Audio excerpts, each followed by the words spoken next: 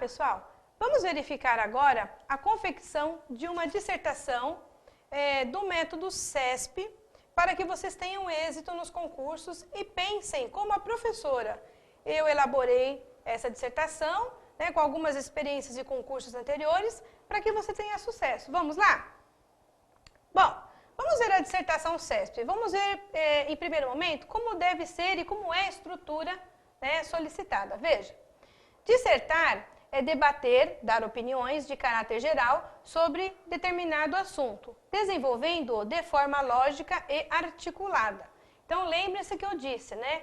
Nós temos que desenvolver uma redação de forma lógica, com clareza, né? Com todos os aspectos, né, embutidos, e também lógica, respeitando as partes que compõem uma dissertação. A pessoa que produz uma dissertação é comumente denominada de enunciador ou articulista de ideias, pois as desenvolve em terceira pessoa, a fim de se estabelecer nos parágrafos do desenvolvimento relações de causa e consequência, contribuindo para um texto correto e conciso. Então, verifiquem, né? Nós temos que ter uma pessoa que fale de forma correta, precisa, e nós temos também, né, a terceira pessoa, muito importante. Nós não podemos colocar as nossas opiniões em relação ao tema proposto. Evidente que você sempre vai ter uma opinião sua. Porém, essa opinião sua, ela tem que ser retratada na sua prova de forma universal. Ok? Por quê?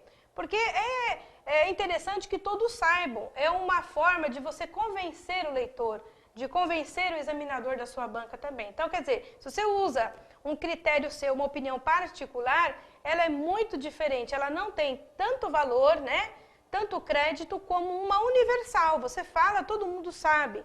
Então, essa é a ideia de uma linguagem de terceira pessoa, que indica que todos sabem, todos, né, têm conhecimento, como você também, sobre aquele assunto, tá? Então, vale ressaltar terceira pessoa, não esquecer. E por fim aqui, ó, por isso, as frases devem ser curtas e a linguagem direta, para não comprometer a clareza e a objetividade textual. Então, quer dizer, nós não podemos fazer uma redação com palavras que não sejam pertinentes ao assunto, ao tema, né, que não tenham identidade, palavras, expressões, gírias, cometer deslizes, como troca da pessoa, como eu acabei de falar, sempre em terceira pessoa. A linguagem tem que ser concisa. O que é isso? Você tem que falar muito com pouquíssimas palavras. Então, as palavras certas, as palavras-chave em relação ao tema, são ali, né, colocadas no seu parágrafo. Então, reforçam a lógica, a clareza textual. E seu texto passa a ter credibilidade. Então, quer dizer, é uma opinião bem articulada, uma expressão bem definida, né, sobre o assunto, mostra o domínio do candidato, tá bom? Nós temos aí a estrutura dissertativa, veja.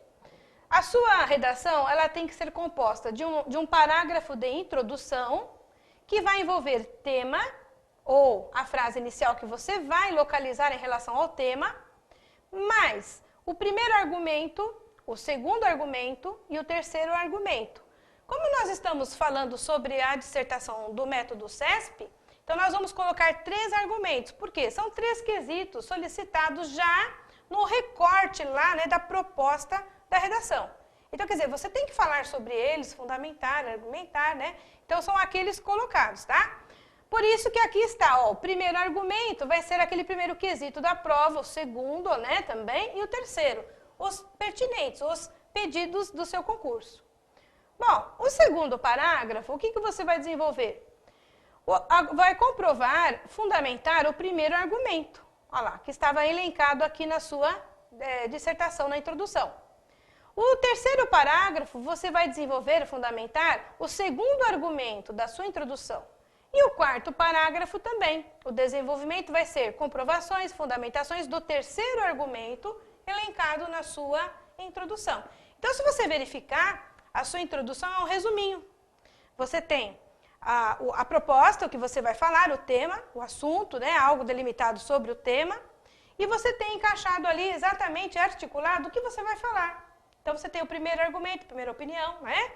Você tem o segundo e tem o terceiro. Então, A sua redação não pode fugir, ela é amarradinha, vocês viram? Por isso que ela é lógica e precisa, quanto à estrutura, ok? No desenvolvimento, você já desenvolve em cada parágrafo próprio um argumento, elencado na introdução. Você não pode misturar, por isso que falou tudo, né, sobre o primeiro argumento, ponto final, parágrafo. Falou tudo sobre o segundo e assim sucessivamente, ok?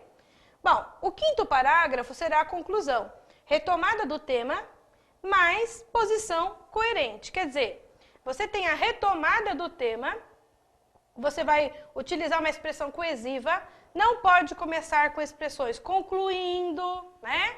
Finalizando, porque já é o parágrafo pertinente à sua conclusão, então você tem que evitar. Mas você vai usar elementos coesivos, como conforme o exposto acima, diante de tais fatos, diante de tais situações, né? Com esse desiderato, né? Você pode até colocar expressões mais polidas, né? Que também são pertinentes para o seu concurso. Com essa intenção, né? Você tem expressões, né? Posto isso, ok? Por isso, quer dizer, mostra até uma consequência, um encaixe lógico de conclusão em relação às causas anteriores apresentadas, ok? Então, verificar bastante. E a distribuição, né, que são 5 parágrafos de 30 linhas. Então, você tem que fazer uma continha, verificar num rascunho em primeiro momento, vai rascunhar o que você vai dizer, não é isso?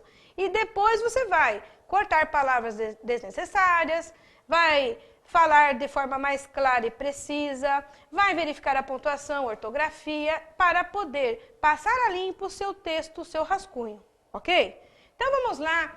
Explicando agora, pausadamente, cada parte que compõe a estrutura aí da dissertação, que é introdução, desenvolvimento e conclusão. Então, vamos para a introdução. Veja, como localizar os argumentos? Veja, você vai iniciar o seu parágrafo de introdução. Então, veja, há necessidade de se ter conhecimento sobre o tema e transformá-lo em perguntas cujas respostas serão os argumentos que você elencará em sua redação. Elabore um rascunho planejando o conteúdo e organizando os argumentos. Para o critério do CESP, nós temos já os quesitos, já foram colocados na sua prova, né?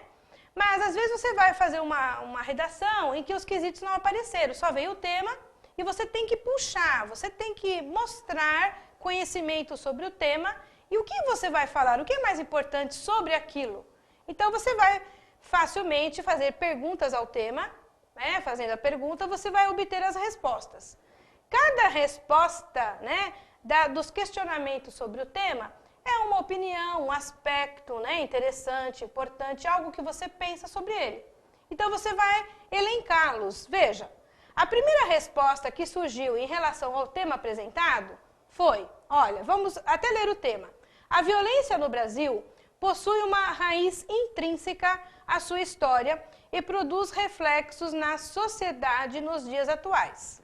Muito bem, esse foi o tema. Nós estamos falando sobre violência onde? No Brasil.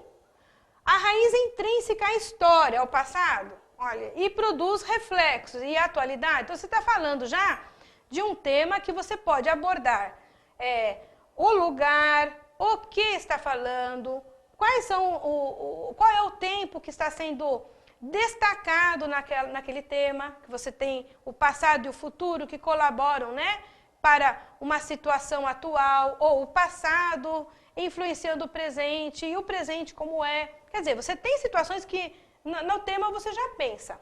Você vai elencar aí, vai fazer as perguntas, olha lá, por quê? Por que a violência no Brasil possui uma raiz intrínseca à sua história? E reflexos, olha lá, nos dias de hoje, não é isso? Por quê? Primeira resposta, a violência sempre existiu e é solução para alguns. Então veio, né, à minha mente essa primeira opinião, essa primeira ideia relacionada aí ao texto, ao tema. Bom, fiz mais uma pergunta, veio. O surto da violência é crescente e avassalador.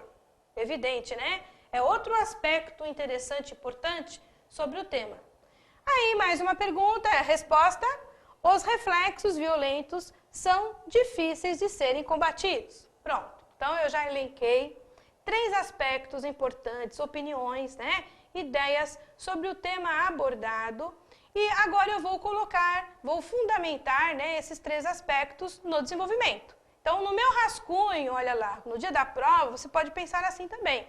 Você vai elencar os elementos no rascunho, vai delimitar o que você vai falar para você poder aí passar já para o desenvolvimento, ok? Vamos ver agora o desenvolvimento? Analise as cores, tá? Para você verificar cada parágrafo na cor certa para te ajudar, auxiliar no seu estudo. Vamos ao parágrafo da introdução? Ó, o primeiro parágrafo vai conter, né, o tema acrescido dos argumentos elencados. Então, vamos ver. A violência no Brasil possui uma raiz intrínseca à sua história e produz reflexos na sociedade. Com o decorrer do tempo, a população se depara com um panorama desigual, pois o crime é uma solução para alguns e, com isso, o surto da violência é avassalador, tornando o seu combate cada vez mais distante de uma sociedade pacífica. Muito bem. Então, como introduzir, né? Utilize o tema tópico frasal, somando aos argumentos ligados por elementos coesivos. Os elementos coesivos utilizados estão em preto. Então, verifiquem, ó. Com o decorrer do tempo, eu utilizei uma expressão adverbial para agregar qual argumento? Ó, o argumento azul, que era o primeiro, né? Que foi elencado. Usei mais um elemento coesivo, e, conjunção e, mais outra expressão coesiva com isso, e liguei o outro argumento, ó, que já está numa cor já diferenciada, né, num vermelho mais escuro, tornando o seu combate cada vez mais distante de uma sociedade. Anexei o último aí, vermelho, com a vírgula. Quer dizer, os elementos coesivos aparecem na introdução e você vai elencá-los, né, unir por intermédio dessas coesões, né, dessas ligações gramaticais, ok? Bom, vamos passar agora para o parágrafo da introdução. Esse parágrafo você fará o quê? Vai desenvolver um argumento, o azul, né, no parágrafo próprio, como também o próximo argumento e o último. Então, vamos ver? Veja lá, ó, segundo, terceiro e quarto parágrafos. Como argumentar? Fundamente seu posicionamento, comprove-o. Escolha os seus argumentos, seja ele para concordar, contestar ou fazer opiniões e exposições. Exponha também ó, aí, um valor, um juízo aí, né, sobre o tema, um conceito relevante, né, um raciocínio lógico a respeito, né, do aspecto. Aí eu posso fundamentar por intermédio de estatísticas, ó, tudo comprovará, né? Mídia, né, jornal, li alguma notícia, posso fazer comparações, né, indicar situações de outros países, né, que tem relação com o tema proposto. Quer dizer, eu vou fundamentar de uma forma clara, embutindo, colocando, né, dentro do texto elementos que reforçam essa verdade, não é isso? Então, quer dizer, essas palavras, né, essas situações que nós colocamos fora do texto são introduzidas para um reforço, né, para a sua fundamentação eficaz.